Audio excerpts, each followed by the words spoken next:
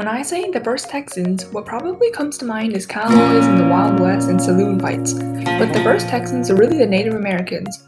Today I will be talking about these first Texans, specifically their homes and dwellings.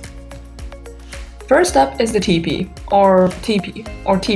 Anyhow, you probably know what a teepee is. They've often been incorrectly associated with all tribes, but they are mostly used by Plains Indians. It fits their nomadic lifestyle and can be assembled or taken apart in under an hour. Fires can be lit inside during winter months. Women usually set up the family's teepees by arranging about 25 very tall poles in a cone, then tying on 10 to 15 sewn together buffalo hides. These are used by the Apache, Comanche, Kiowa, Tonkawa, and sometimes the Wichita. The grasshouse. These are unique structures used mostly by the Caddo and Wichita. They're made by sticking flexible poles in the ground in a circle formation, tying the top up, and finally adding tightly packed grass, brush, reeds, and sticks in a weatherproof layer. They're generally pretty big, at 30 feet tall, and can hold 2 to 3 families at a time. Fires were also lit in the central fire pit during colder weather. The circular shape also helped against wind resistance during tornadoes and hurricanes, which are common in their area. You probably know what adobe homes look like, and they closely resemble modern-day apartment buildings. Adobe is just a mixture of dried mud and clay and straw, and the Tigwa, Humano, Zuni, and Hopi tribes use adobe bricks to form storied buildings sometimes reaching 8 floors tall. Each separate building holds several different families, and the top floors are accessible by wooden ladders.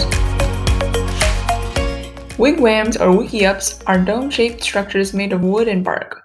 Many thin flexible tree limbs are bent into a dome shape, with more sticks weaved on laterally. Birch bark and some greenery is then lashed onto the frame.